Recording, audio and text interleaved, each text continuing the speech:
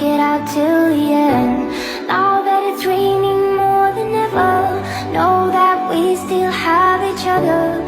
You can stand under my umbrella, you can stand under my...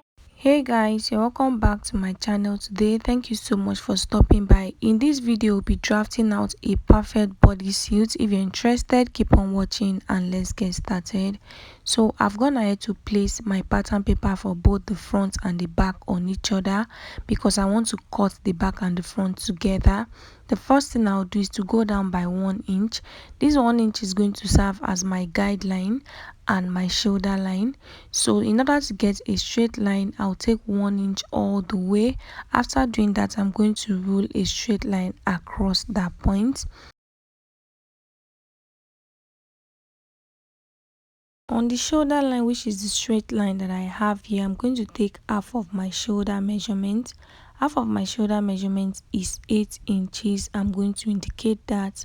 And on that 8 inches point, I'm going to go down by 1 inch. I'll also indicate the 1 inch with point. After doing that, I'm going to slant into the neckline area, just like you see me doing. The next thing I'll do is to start taking my points. The first point I'll take is the distance from my shoulder to my bust point, which is 10 inches. I'll mark 10 inches all the way like this and I'll rule a straight line across.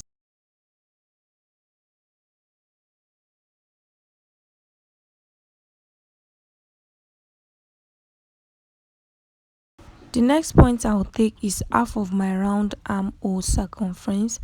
My round armhole circumference is 16 inches. 16 divided by 2 is 8 inches. So this 8 inches is going to serve as my chest line.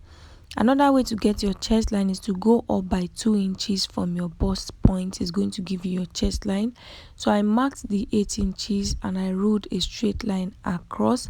After doing that, I'm going to connect the dots on the shoulder slope in a straight line to meet the 8 inches point like this.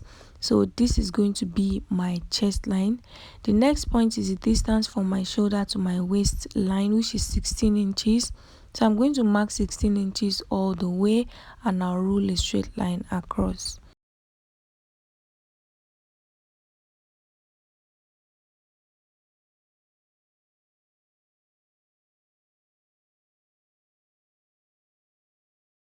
So I'll go ahead and label my chest line, my bust line and my waist line. The next point I'll take is my crotch line. So I'm going to place my tape on my waistline like this and I'll go down by 10 inches. To get your crotch line, place your tape on your waistline and take it down to somewhere between your legs, and whatever you have is what you are going to place.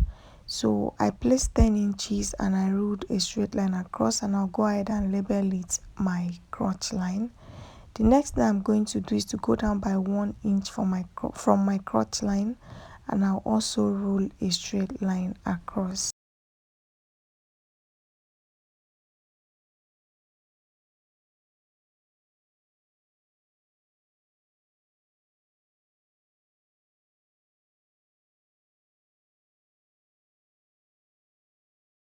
The next thing I'll do is to get my hip point. So I'll go down by 5 inches from my waistline and I'll also rule a straight line across and label this line my hip line.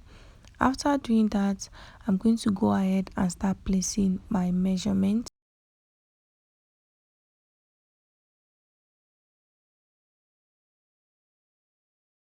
The first measurement I'll take is my neckline measurement. So for the width, I'll be taking 3 inches, and for the depth also I'll be taking 3 inches.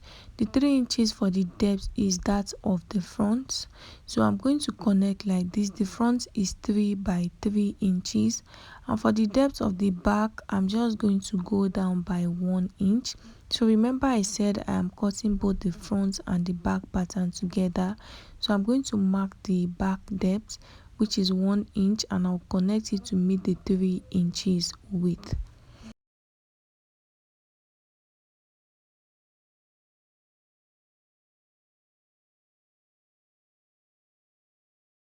The next thing I'll do is to place my tape on this straight line, and I'm going to divide what I have into 2 equal halves.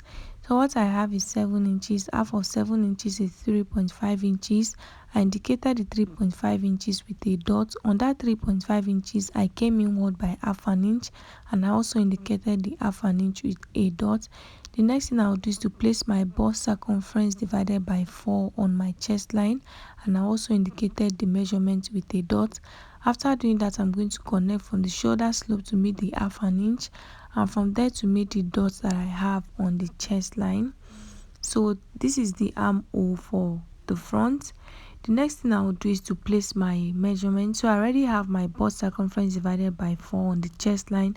I just went ahead to add 1 inch for stitching allowance. On the waistline, I'll place my waist circumference divided by 4, and I'll add 1 inch for stitching allowance.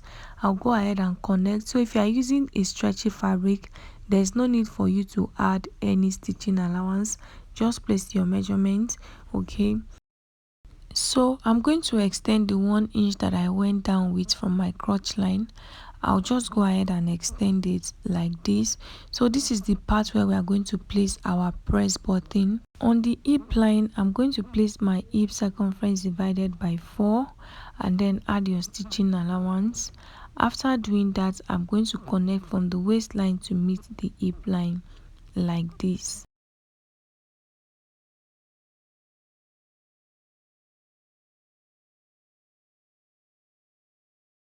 So on this line below the crotch line, I'm going to go in by 1.5 inches.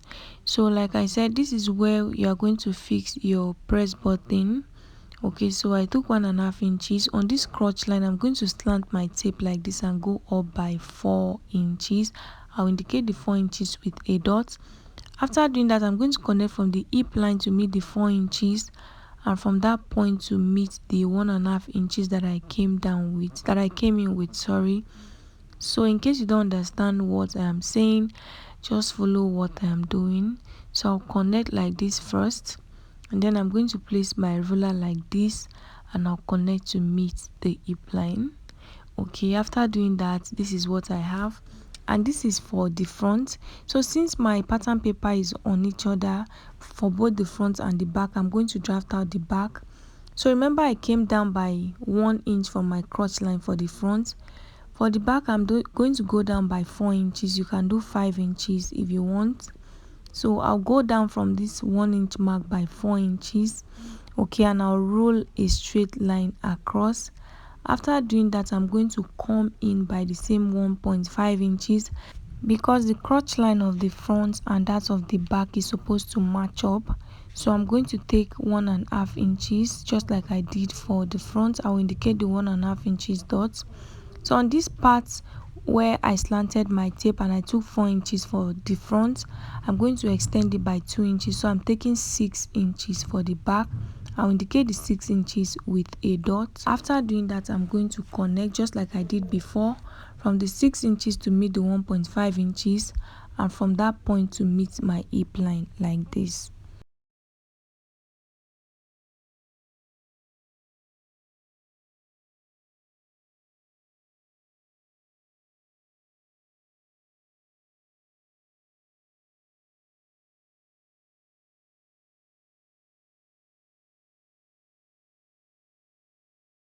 After connecting, guys, this is what I have. So I'll go ahead and cut out the pattern for the back.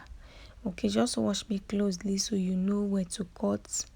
For the neckline, I'm going to cut out the 1 inch depth first, and I'm cutting the back armhole. You see that I didn't bring my hand towards the half an inch that I went in with. So this is the back pattern. Okay, so I'm going to label this brown pattern paper as my back pattern.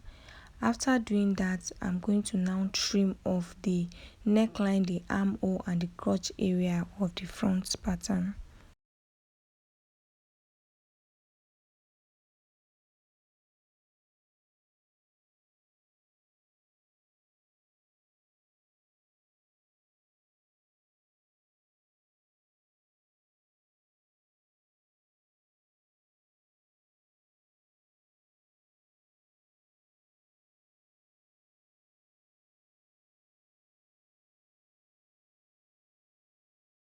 Guys, I'll start with the crotch line.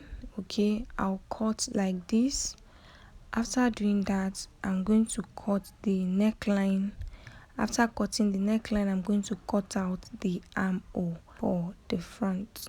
So guys, this is my front pattern. So all you need to do is to place your front and back pattern paper on your fabric and cut exactly as it is. So once you join the shoulder for the front and the shoulder for the back together, it's going to look like this. So the crotch area is supposed to overlap. The one at the back is longer, so it's going to cover the one at the front. You will now fix your button to the crotch area.